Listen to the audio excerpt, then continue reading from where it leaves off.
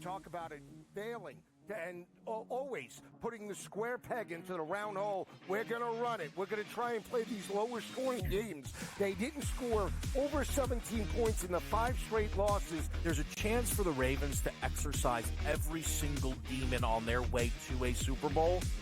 But it also means the path is very difficult and things are only getting started. Pro Football Today, only on SportsGrid.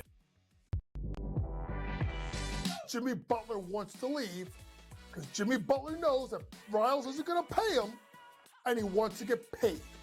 Simply put, if they would have given Jimmy Butler this contract extension in the summer when he asked, this wouldn't be happening. But Riles did it, and Riles wanted him to play. So now he's disgruntled because he wants out. Betting above the rim, only on SportsGrid. Your gut says Miami is going to win, and you should take the over. Your gut also said your NFT selfies would only go up in value. They didn't. But your head is on SportsGrid and knows the QB is in concussion protocol. The backup has a 45 QBR against the zone coverage. The New York D has the most sacks in the league. So yeah, trust your head. It's smarter to be on SportsGrid. There is going to be an energy to game time decisions that you will feel night in and night out. We're going to go through every single thing, and I've got a great team behind me that's going to help me get the job done. I want this to be the place that people come to. We are going to hit every single one of those markets that you need to know about. There is not going to be a better place, I promise you, than Game Time Decisions. We will have everything at our disposal, and we will use that to our advantage. I'm Kevin Walsh. Tune into Game Time Decisions from 6 to 8 p.m. Eastern on SportsGrid.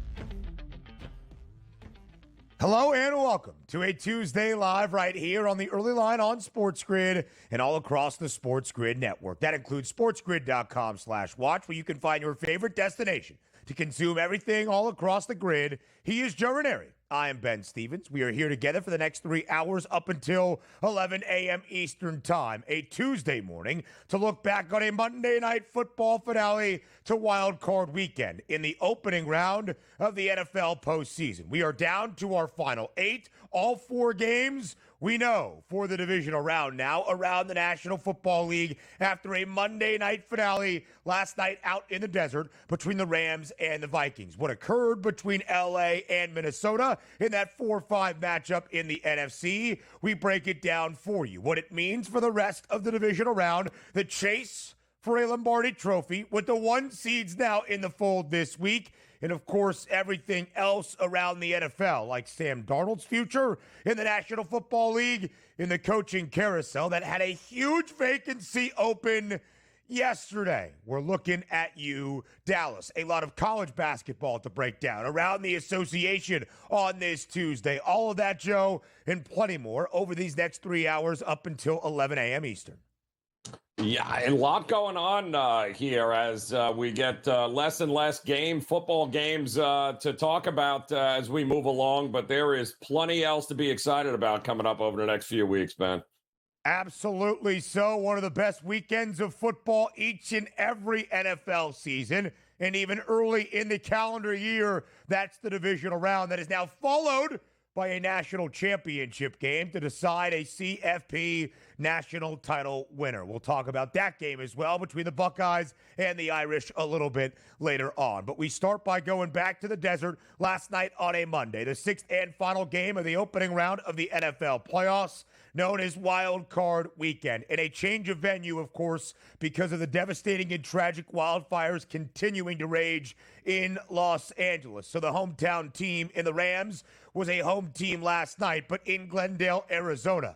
And it was all Rams against the Vikings. 27-9, the victory for LA, on top early and never looking back. A dominant defensive effort that made Sam Darnold look not quite like the Sam Darnold we had seen through a majority of the year, but the quarterback we saw for Minnesota in the regular season finale. The offense for LA did just enough. They win 27-9, Joe, outright as a 2.5-point home underdog. A total of 47 and a hook, stays well under.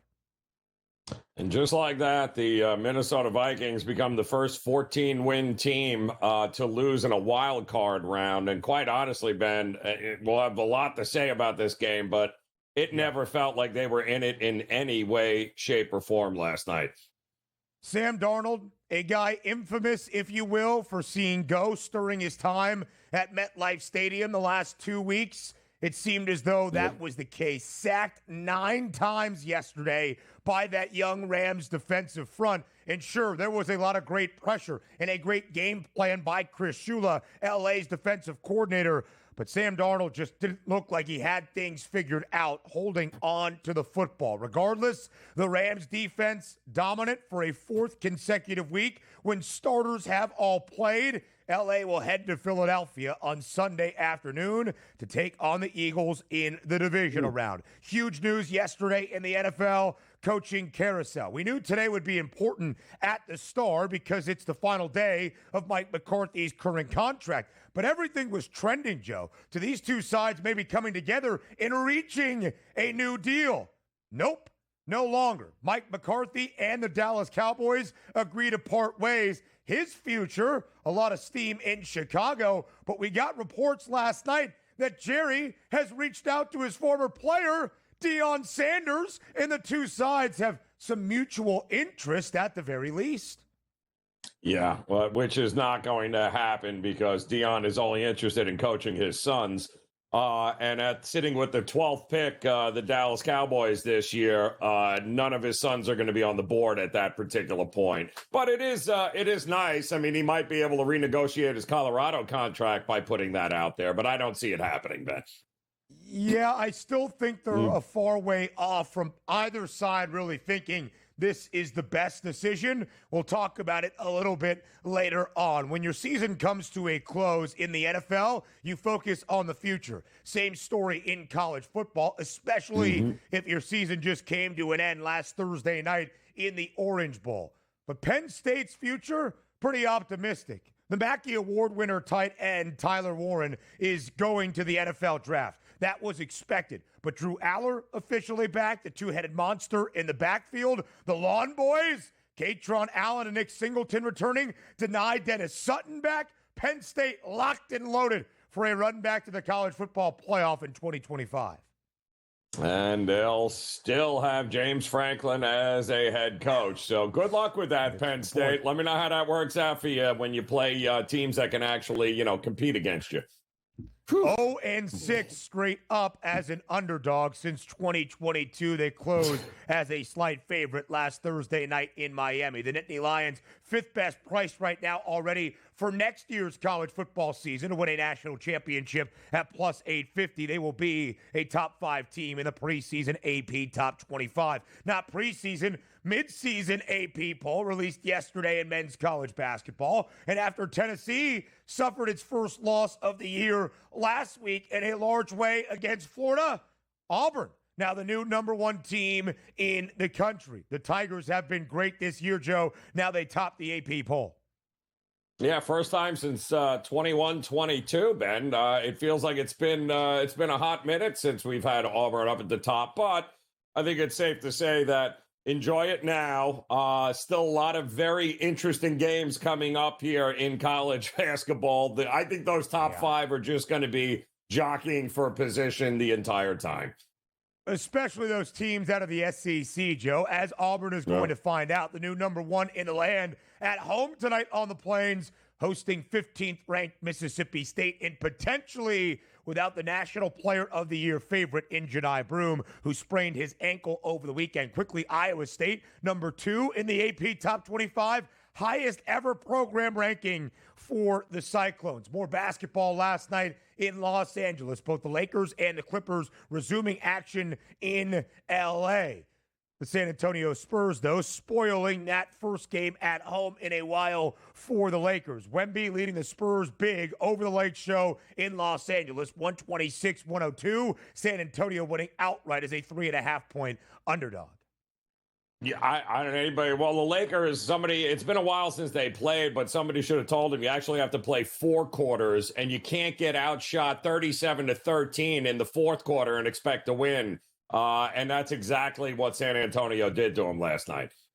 The Clippers win by 11 at home, covering as a 7-point favorite against the Miami Heat. The Golden State Warriors. What happened? After a 12-3 start, the Dubs lose as a road favorite last night in Toronto, 104-101. Golden State now, Joe, sub 500. Again, after a 12-3 start in the opening month of the year. Yeah, that was the ultimate head fake, wasn't it? Golden State, they're not missing anything. Same old. No, they're missing a lot. This team is terrible right now, Ben.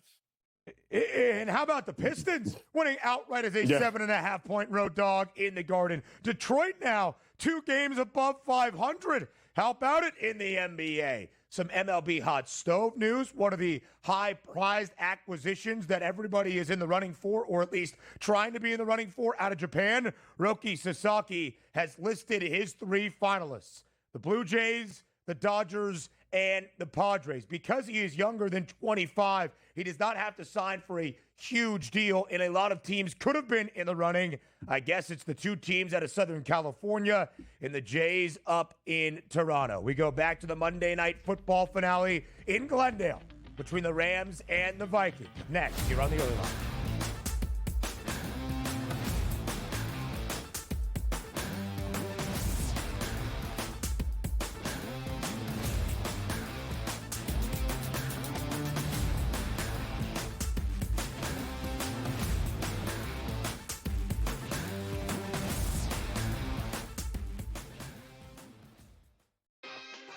It's going to be copy-paste. Books are, not good. Win total's a tick too low.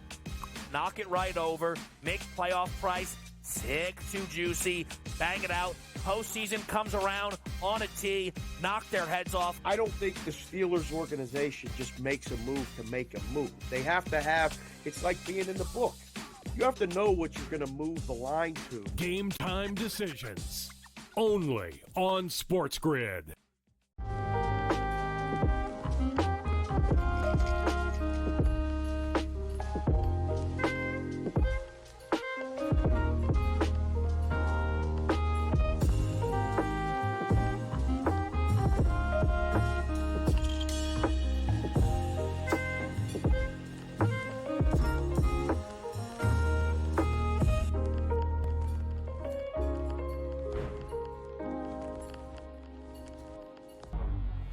Two guys that can do it all. Too much electricity this morning. This is a good time. We're having a lot of fun. I had to do a triple take. Ka-ching! Why? Because of parity. I didn't mean to offend. Yeah, it's not going to happen. Load management is a dirty word. Let him rip. You know what? Circumstances provide the results. What? How do you do this once? Oh, Donnie, you got such a good show there. A network that is booming. The Early Line. Only on SportsGrid. Talk about it failing and always putting the square peg into the round hole. We're going to run it. We're going to try and play these lower scoring games. They didn't score over 17 points in the 5 straight losses. There's a chance for the Ravens to exercise every single demon on their way to a Super Bowl. But it also means the path is very difficult and things are only getting started. Pro Football Today. Only on SportsGrid.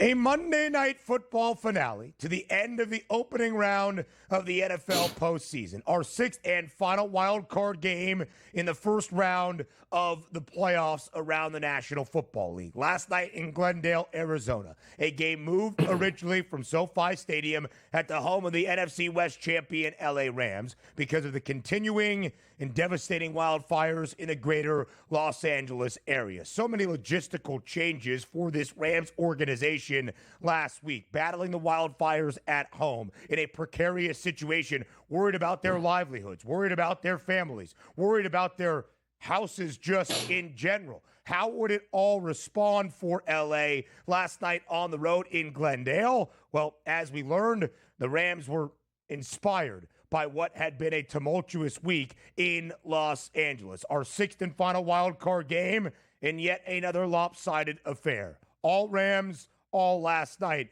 out in the desert. 27-9, the victory for Los Angeles outright as a 2.5-point underdog against the 14-win Minnesota Vikings. A total of 47 and a hook stays well under. 5 of 6 games throughout wild card weekend under. Our highest scoring game, the only game that went over, the first game of the NFL postseason in Houston between the Texans and the Chargers. Joe, the story of wild card weekend in the 6 matchups that we had, those teams who were technically at home for the most part won in lopsided affairs, even if they were booked as underdogs in scoring, in points at a premium all weekend long.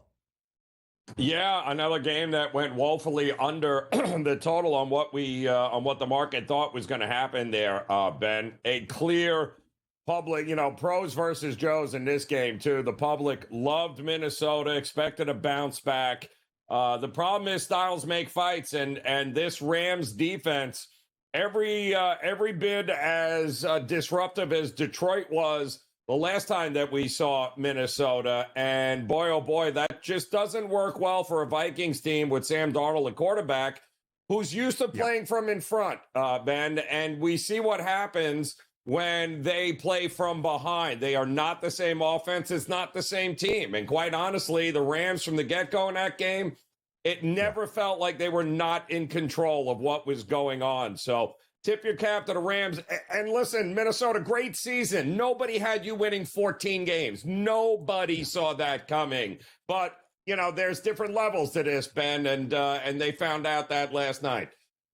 The Rams got the football first on the opening kick. Drove the length of the field, 7 plays, 70 yards in just about 4.5 minutes, and scored a touchdown. Matthew Stafford to Kyron Williams, who had a closing price around minus 135 to hit pay dirt, something he has done often this year. The Vikings went 3 and out. The Rams got the football back. Another successful offensive possession, leading to a field goal. Just like that, nearly midway through the opening quarter, the Rams were up by double digits, and frankly, there was very little the Vikings could do from that point. The Rams offensively last night, not overwhelming by any means. Puka Nacua had the highest receiving yards prop of 91 and a hook. He stayed well under. Kyron Williams, sound on the ground, 16 carries, 76 yards, that receiving score. Tyler Higbee, back for Los Angeles, who was injured last year in the postseason and had only played the final few weeks of the regular season, was the go-to guy early, 5 grabs,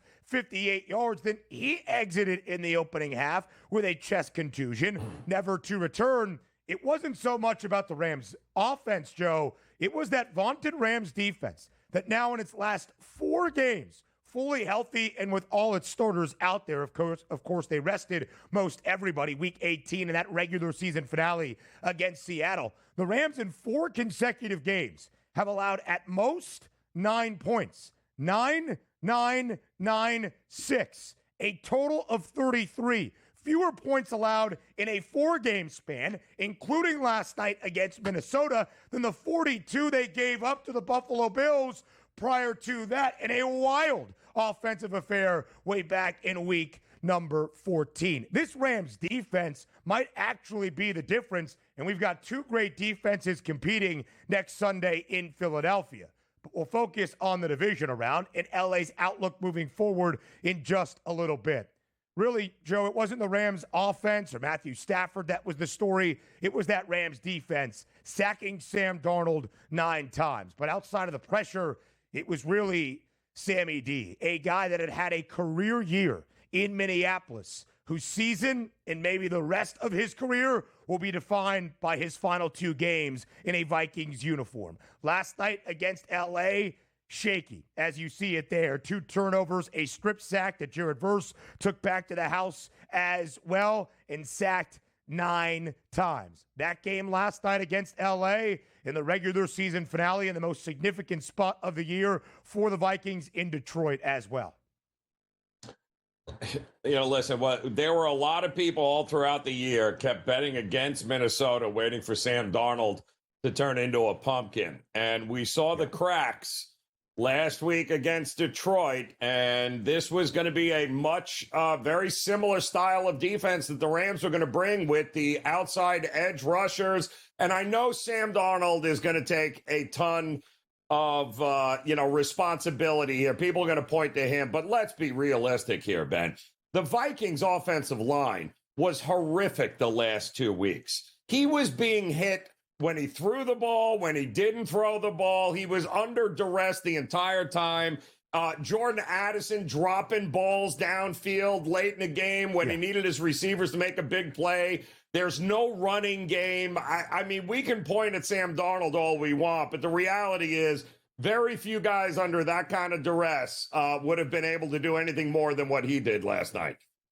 13 carries, 48 yards for Aaron Jones. Really the only bright spot on the ground for Minnesota was the former Ram in Cam Akers. A couple of big runs, but outside of that, not much going offensively, of course, for the Vikes, who only scored 9 points. Again, LA's defense even scored a touchdown last night against Minnesota. Sam Darnold just really wasn't the ending to a glorious season in the Twin Cities that he was hoping for. What it means for his future, both in Minnesota and maybe the rest of the NFL, we'll discuss later.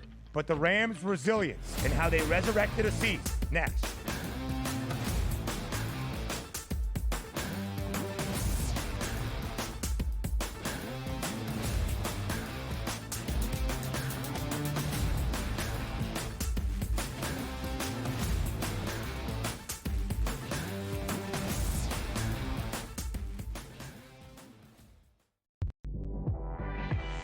Jimmy Butler wants to leave because Jimmy Butler knows that Riles isn't going to pay him, and he wants to get paid. Simply put, if they would have given Jimmy Butler this contract extension in the summer when he asked, this wouldn't be happening. But Riles did it, and Riles wanted him to play. So now he's disgruntled because he wants out. Betting above the rim, only on SportsGrid. Anyone that's been to a sporting event, the atmosphere before a game, I think Game Time Decisions has that same exact atmosphere. This is our arena. This is what we do. There is going to be an energy to Game Time Decisions that you will feel night in and night out. The excitement you get when you lock your bets in, when you're figuring out what you want to do, we can zone in on the biggest games each night. I want this to be the place that people come to before the games start so they feel as ready as possible to lock in their cards. We are going to hit every single one of those markets that you need to know about. We're going to go through every single thing, and I've got a great team behind me that's going to help me get the job done. There is not going to be a better place, I promise you, than Game Time Decisions to get that new information, react to it, and be able to then bet accordingly. We will have everything at our disposal, and we will use that to our advantage. I'm Kevin Walsh. Tune into Game Time Decisions from 6 to 8 p.m. Eastern on SportsGrid. Talk about it failing and always putting the square peg into the round hole. We're going to run it. We're going to try and play these lower scoring games. They didn't score over 17 points in the 5 straight losses. There's a chance for the Ravens to exercise every single demon on their way to a Super Bowl. But it also means the path is very difficult and things are only getting started. Pro Football Today, only on SportsGrid.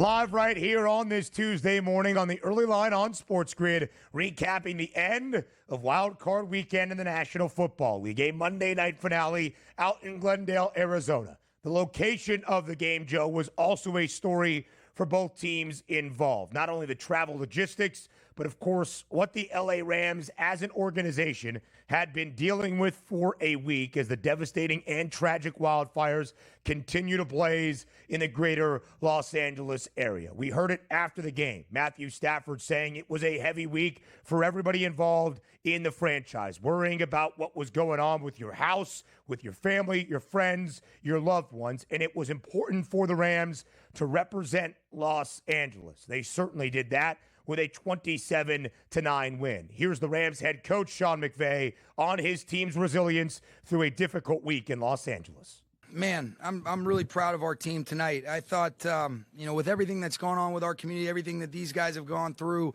I thought they epitomized and they represented the city the right way. You talk about sports offering a platform for people to come together, offer a little bit of temporary relief, and I thought the way that our team competed tonight was what it looked like, to stay connected, to stay together, just to fight the spirit, the resilience, all the different things that are great traits that this team has really built through the challenges that they've gone through over the course of this season, and I'm really proud of them.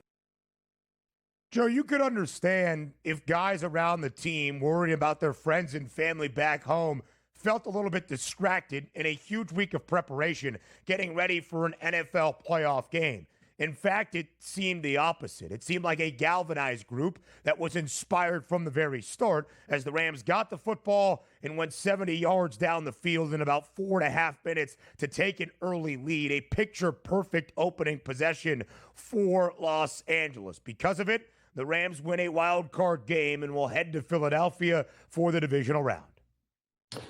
You know what it looked like to me, Ben? It looked like a group that had a bye week when it mattered the most. And that's exactly what that group did. Not playing in week 18, any of the starters. And I want folks should remember this, when they're going to be screaming and yelling like, oh, why aren't anybody playing?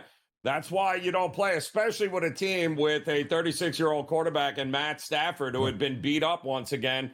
They looked like a team that had a couple of weeks to prep, get their mind right, even with all those distractions and the tragedy happening around them. That week 18, having the ability to be able to take that week off, man, I think made all the difference in the world. And yet Minnesota had to travel to Detroit, had an opportunity for a bye week, and what did they do? They ended up getting steamrolled and then had to get on a plane, and I think it affected Minnesota more than it affected the Rams. 2 monumental weeks for this Vikings team where they faltered in both spots, and you wonder how much carryover did Minnesota have to deal with, especially with the performance in Detroit. It wasn't like a last-second walk-off field goal for the Lions that clinched the 1 seed in the NFC North. It was a dismal game for Sam Darnold, questions around his future in the Twin Cities, so on and so forth. We'll discuss that very thing, the outlook for Minnesota and Sammy D moving forward. But, Joe, to your point about the Rams, Sean McVay has told us the entirety of his NFL head coaching career, if a game truly is not must win, I'm not putting my starters out there in any risk of injury. I'm going to rest everybody. And that's exactly what they did against Seattle. I think entering week 18, you could have had a compelling argument to say, well, shouldn't the Rams want to win to secure the 3 seed in a home game against the Commanders, rookie quarterback, first-year head coach in that organization in Dan Quinn, instead of a 14-win Vikings or Lions team, perhaps, as that top wild card team? The Rams were like, no, we're good. We'll prep for both of those people. We'll sit back and we'll watch Sunday Night Football like everybody else and get ready and have extra bits of time to take that early preparation for whatever that wild card weekend game was going to be, whoever the opponent was going to be, and concoct a game plan. And we saw Chris Shula and that Rams defense do it perfectly. Joe, there was a lot of questions about this young LA defense throughout the year, but they have improved mightily in their last 4 games. Again, they have not allowed double-digit points in 4 consecutive games with everybody fully healthy and out there on the field. And shame on those who hadn't been paying attention, because the offense had kind of run stagnant a little bit, Ben, but it didn't matter because the defense was elevating them, and they showed up in a big moment. And I'm going to be looking very forward to this game coming up because I don't know that the number can be low enough with those two defenses. 5.5-point spread in favor of Philly. Total 43.5. Sam Darnold's future next.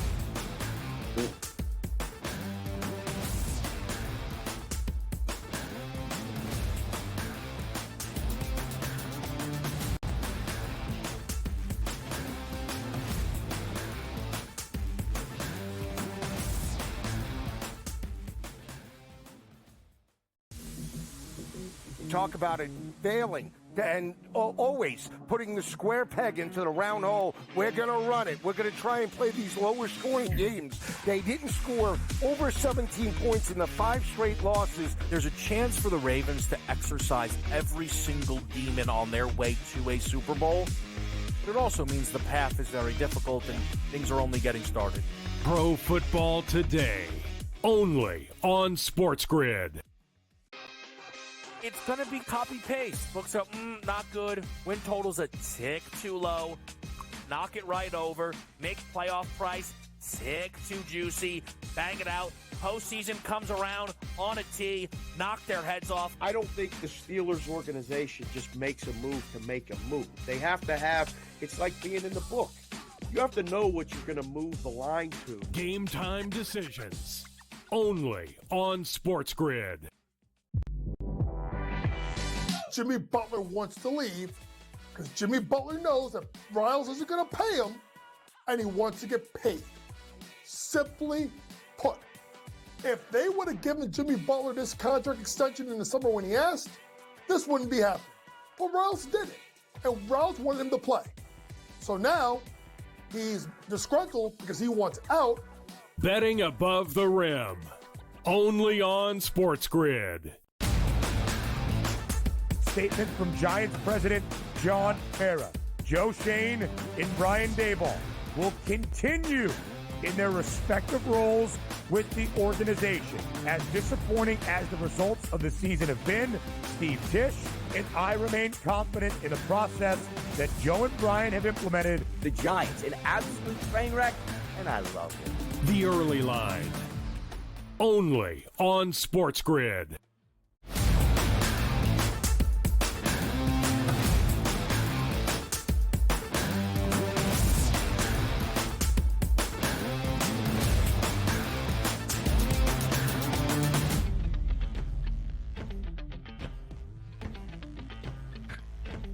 At the end of any NFL game, there are a ton of takeaways, both for the team that had success and posted a win, and of course the team that came up short. That magnified in the postseason, because if you come up short, your season comes to a close. Certainly at the end of an entire round around the NFL postseason, it gives us time to sit back and reflect. That will certainly be the case starting today in Minneapolis. After a career year for Sam Darnold, who filled in for the injured J.J. McCarthy, who was drafted in the opening round by the Minnesota Vikings, 10th overall, who seemed to be the future, and Sam Darnold just a placeholder.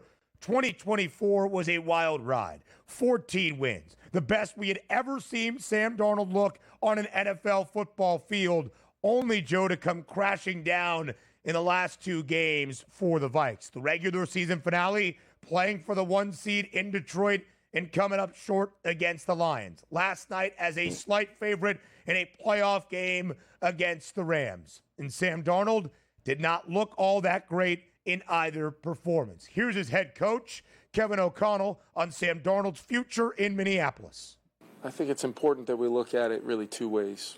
Football-wise, playing the position of quarterback, areas that we can really focus on to improve, areas as an offense where we can pick our quarterback up with a little bit of execution, give him another click when it is a 4-man rush, whatever it is. We've got to find a way to look at it from that standpoint. But also, I just want to say, I think it's very important we all think about, Sam's body of work, what he was able to do this year, when not very many people thought he would be able to lead a team to 14 wins. Very rare for a quarterback in their first year. In fact, it is rare, the most wins by a first-year quarterback with a team. And just the way he came in, committed himself to just a daily process to be the best version of himself. It did not work out in the end. And I think Sam would be the first one to tell you.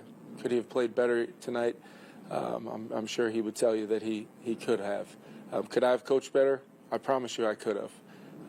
Could our team have rallied around, a play here or there to try to keep that thing competitive? For sure.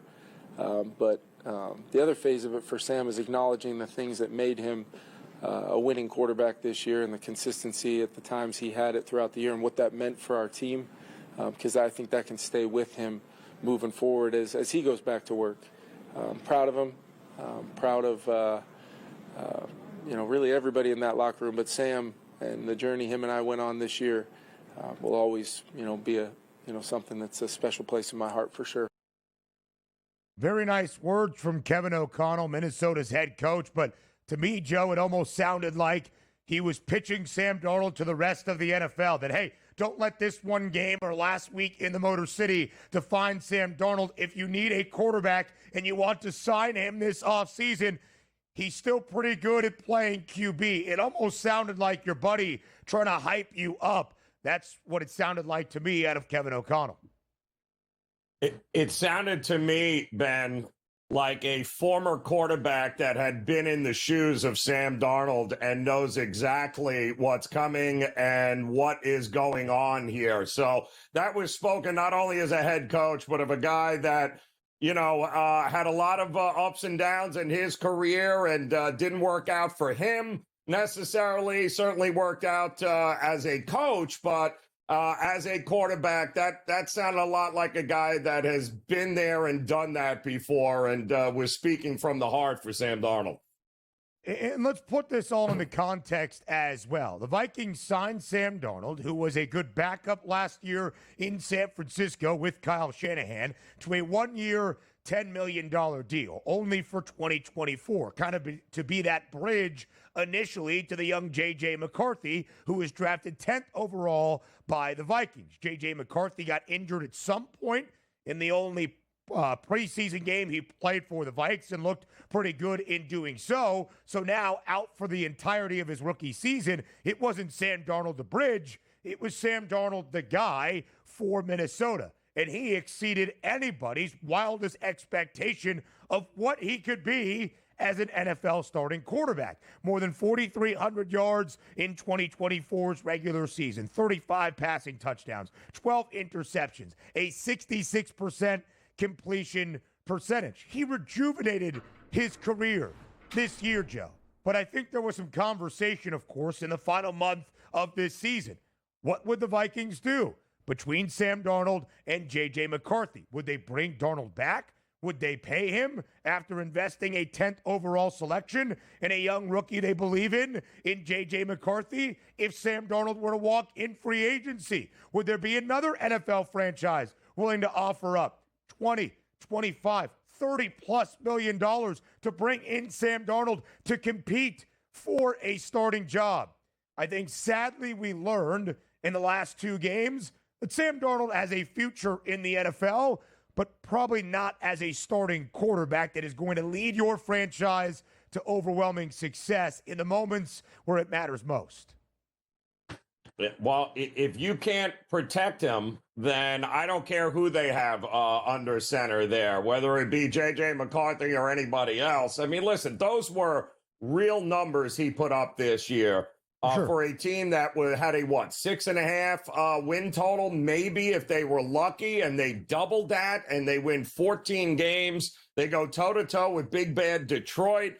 And basically, as the season progressed, the offensive line got hurt and they got worse. And as they got worse, you end up setting a record by allowing your quarterback to get sacked 9 times and hit every other time that he threw the ball. Yeah. So, again, Sam Darnold certainly could have played better, like the coach said there. But the reality is, you don't fix that offensive line and get yourself a running game, it really won't matter who's under center for Minnesota moving forward, man.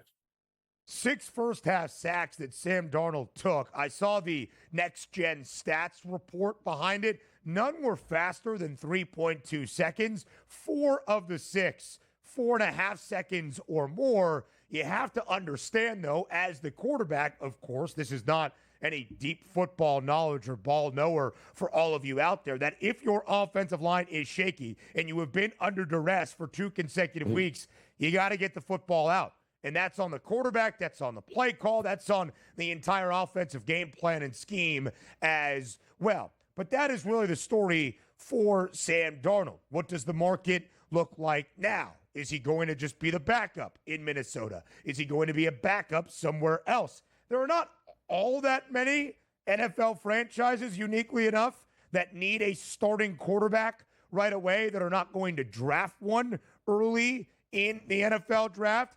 Could he end up as the Giants quarterback to be a placeholder? Maybe. They also paid Drew Lock, so maybe they'll just re-up that extension. It's an interesting offseason for Sam Darnold that felt like he was going to cash in somewhere, Joe, and now that really no longer seems to be the case. But again, to your point about this Vikings team, preseason win total that closed at 7.5, but the under had the hefty juice. It felt like a rebuilding year with a rookie QB in J.J. McCarthy that even took a bigger hit on top of that. But you can see there are pieces in place. A really stout defense for most of the year under Brian Flores. You've got some of the top playmakers in the sport, namely Justin Jefferson, and a quarterback that they believe in Minneapolis in J.J. McCarthy, who should be back after a torn meniscus in surgery that, of course, cut his rookie season very, very short. Let's not forget Danny Dimes, also in the wings there in a possible situation. So that, from a quarterback perspective, Minnesota will be just fine because they have the right coach. But they got to figure some other things out.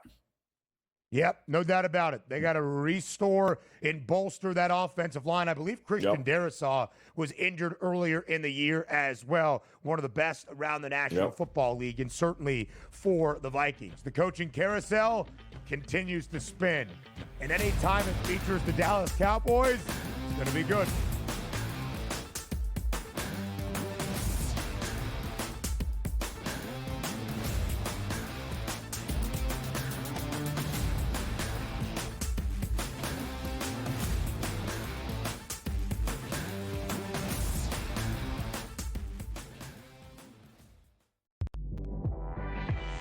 Jimmy Butler wants to leave because Jimmy Butler knows that Riles isn't going to pay him, and he wants to get paid. Simply put, if they would have given Jimmy Butler this contract extension in the summer when he asked, this wouldn't be happening. But Riles did it, and Riles wanted him to play. So now he's disgruntled because he wants out. Betting above the rim, only on SportsGrid. Anyone that's been to a sporting event, the atmosphere before a game, I think Game Time Decisions has that same exact atmosphere. This is our arena. This is what we do. There is going to be an energy to Game Time Decisions that you will feel night in and night out. The excitement you get when you lock your bets in, when you're figuring out what you want to do, we can zone in on the biggest games each night. I want this to be the place that people come to before the games start so they feel as ready as possible to lock in their cards. We are going to hit every single one of those markets that you need to know about. We're going to go through every single thing, and I've got a great team behind me that's going to help me get the job done. There is not going to be a better place, I promise you, than Game Time Decisions to get that new information, react to it, and be able to then bet accordingly. We will have everything at our disposal, and we will use that to our advantage. I'm Kevin Walsh. Tune into Game Time Decisions from 6 to 8 p.m. Eastern on SportsGrid. Talk about it failing and always putting the square peg into the round hole. We're going to run it. We're going to try and play these lower scoring games. They didn't score over 17 points in the 5 straight losses. There's a chance for the Ravens to exercise every single demon on their way to a Super Bowl. But it also means the path is very difficult and things are only getting started. Pro Football Today, only on SportsGrid.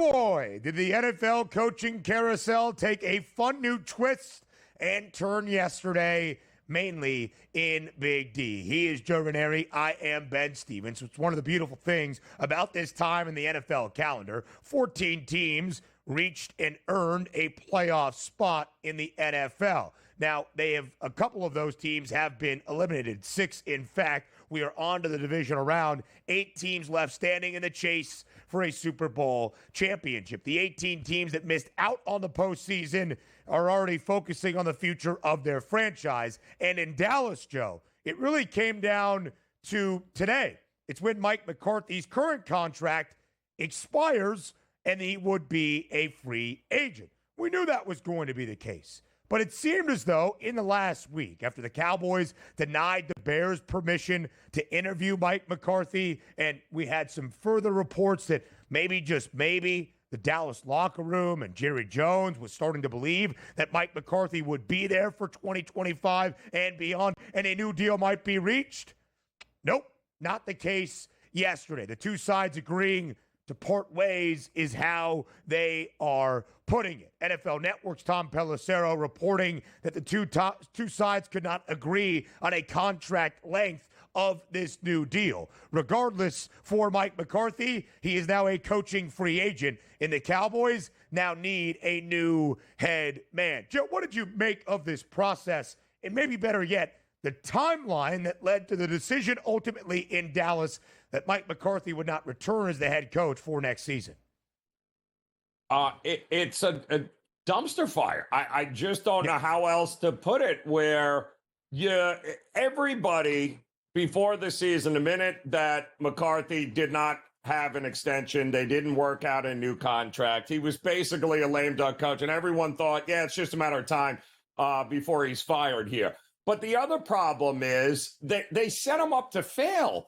I mean, they spent an NFL $20 million in free agency, just $20 million since the end of last year.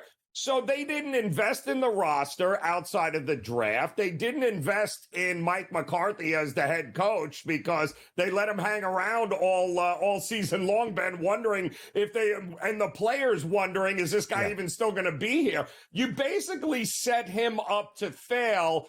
And how it took you that long to figure out that he wasn't the guy or that you wanted to move on, it screams that there is something going on in the hierarchy here at Dallas that is not right here. And if you're not going to invest from the top down, starting with the head coach and giving him some say and some power, I don't know who in their right mind wants to take this job right now here, Ben. The issue is only one person. It's the ego of Jerry Jones. He wants to be in control. He wants to be the loudest man in the room, which makes what we're going to say in just a little bit about any coaching replacements in Dallas all that much more confounding. But, Joe, the writing was on the wall, not this January, not in November, not in September, not in July, not in March. Last January, after another Dallas disaster in the postseason, winning the NFC East for a second time in 3 years, being a touchdown favorite at home against a Packers quarterback in Jordan Love, who had yet to make his postseason debut, and you got beat bad in your own home building. And in response, Jerry Jones did not give his head coach a vote of confidence. Jerry Jones did not give his head coach a contract extension. Jerry Jones said, you will be on the warmest of warm seats the NFL or maybe any coaching circle has ever seen. We are not going to renew your contract, which means, as Joe alluded to, Mike McCarthy was a lame duck this season. Because, Joe, we all understood entering this year that success in Dallas is judged by Super Bowl championships. And the Cowboys have failed to win a Lombardi trophy since their last one in 1995. In fact, including last season, 13 playoff trips in the last 3 decades or so around the National Football League, where the Cowboys have reached the playoffs and not even gone past the divisional round to play in a conference championship, let alone a Super Bowl. So that would be the standard, right? Could Mike McCarthy get Dallas back to the postseason? Sure. But would he lead them to a playoff run? If no, he would not be the head coach. Joe, they didn't even get there. They were 7-10. Oh, Ben, Dak Prescott got injured. Did you see the Cowboys with Dak on the field? It was even worse than with Cooper Rush out there. So why this took so long to make this ultimate determination is ridiculous. But it's what Jerry Jones does. He believes he is the smartest man that has ever walked into every single room, more focused on his acting career than on actually leading the Dallas Cowboys to football success. They could offer me $5 million. Now, I was going to say they could offer me $5 million to be the head coach of the Cowboys, and I would say, yeah, because that's awesome. But if I'm a head coach, I'm not trying to go to Dallas right now. It is not a system that is set up for success by any means. And we saw this with Jerry Jones, not just in his head coaching decision and what happened here with Mike McCarthy, but waiting until the 11th hour to pay Dak Prescott and then making him the highest paid player in NFL history. Waiting until the final hour to pay CeeDee Lamb, making him one of the highest paid players not at the quarterback position in NFL history. There's more pay stubs to be had this offseason. Looking at you, Micah Parsons, this Dallas franchise right now is a disaster. We heard from Troy Aikman, a Super Bowl winning quarterback with the Cowboys, saying that he does not consider it a desirable location for any successful head coach. Joe, this Dallas team in this organization run by the Jones family is a disaster, flat out. Well, it's run by Jerry. It's not necessary because I don't think the kids are on the same page with Dad here either. But listen, the single most successful period in Jerry Jones's career owning the Dallas Cowboys was when he stepped aside and let his head coach handle the roster, have a say on what personnel was going to be. That was Jimmy Johnson. And ever since then, this is what you've gotten from the Dallas Cowboys. No doubt about it. We'll talk further about the Cowboys situation up next, live right here on the Early Line.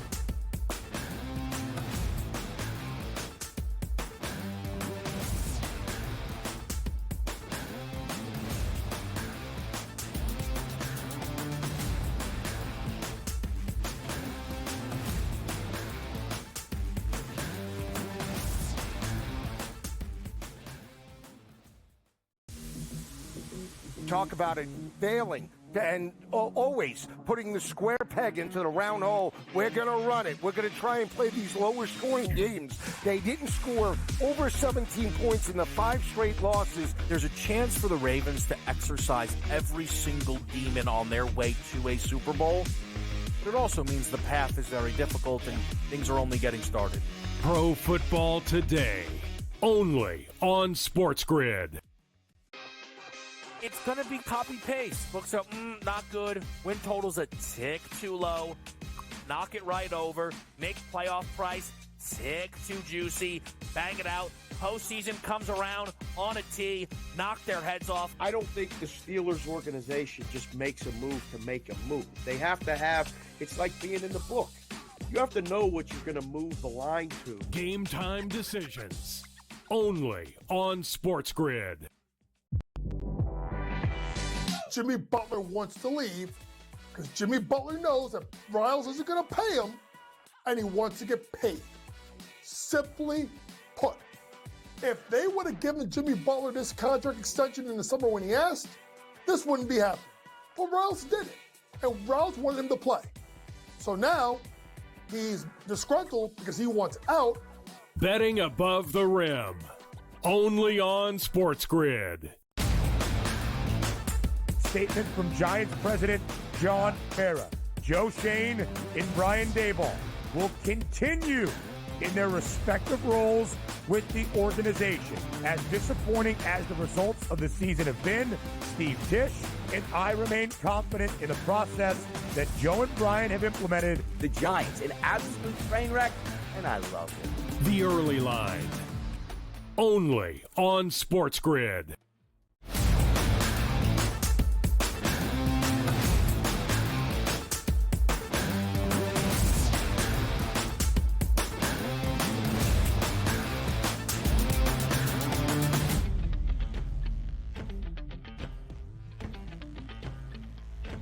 Live right here on the early line on SportsGrid. 6 current head coaching vacancies around the National Football League. In the latest to be added, the Dallas Cowboys parting ways with Mike McCarthy. Better yet, not reaching a new contract. McCarthy, a free agent. We'll talk about his prospects in just a matter of moments. But now the focus is on the Dallas Cowboys. Right as we got to the Monday Night Football finale of Wild Card Weekend between the Rams and the Vikings, this report from Fox's Jordan Schultz. Cowboys owner Jerry Jones has spoken with Colorado head coach and former Cowboy, of course, Deion Sanders about the team's head coaching vacancies. And discussions are expected to continue regarding the possibility of him becoming the next coach in Dallas. And then we heard from Deion Sanders, who was reached out for comment by ESPN's Adam Schefter. Sanders, late last night, quote, "To hear from Jerry Jones is truly delightful, and it is intriguing. I love Jerry and believe in Jerry. After you hang up and process it and think about it, it's intriguing.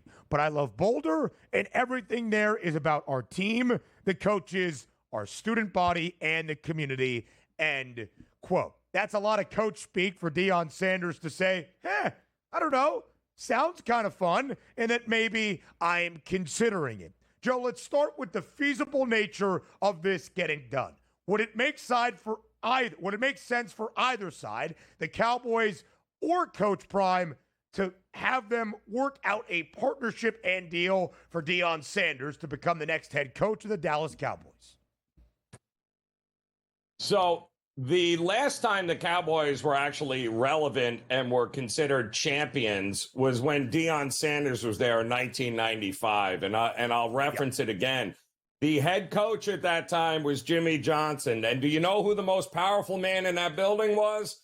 It was Jimmy Johnson, not Jerry Jones. And I don't think he wants anything to do with that. I think it's great for Deion because Deion loves the publicity, right? He will parlay all of this talk about him to the Cowboys. He'll end up getting a couple of more recruits. Listen, nobody knows how to play the game, the PR game, like Deion does. But the reality is Deion has stated many times, the only interest in the NFL, any NFL job he would have, is if he could coach his sons. And Shiloh is getting ready, I think, to play the East-West game. He's a defensive back. And we know that Shedeur is going to be taken. The Cowboys have the 12th pick. They're not going to get Shedeur Sanders. They might get Shiloh, but they're not going to get Shedeur. I just don't see it happening. I think this is all about the PR, and nobody plays it better than Deion Sanders does. I think Belichick has a better shot at leaving North Carolina to take the job than Deion does of leaving Colorado. I would agree with that. We got reports early yesterday after we learned Mike McCarthy would not be returning to the Cowboys that Bill Belichick would have been interested if he knew that this would have become available. He still could know that it's available and be in the running. Joe, I don't know if Deion Sanders is truly intrigued by the Cowboys opening. What I will say, I don't believe it makes sense for either. Deion Sanders is a master motivator. Deion Sanders, because of his aura, is a great recruiter in the way that he is building his program at Colorado. Listen, I was skeptical that Coach Prime would figure it out in Boulder.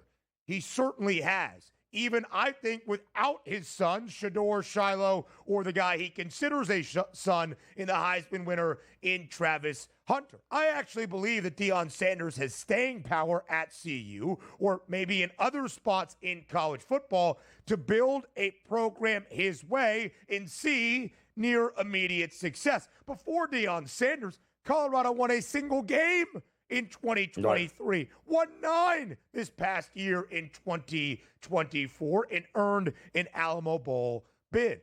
I also do not believe it makes any sense or is even remotely realistic for the Cowboys. We just bemoaned how Jerry Jones does not want to let up control. Deion Sanders is a larger personality even than that of Jerry. He doesn't want to do this to be a flashy, newsy hire. He doesn't need to do this to bring a spotlight on the star. And he certainly does not want to have the second biggest ego, deservedly so, in the room.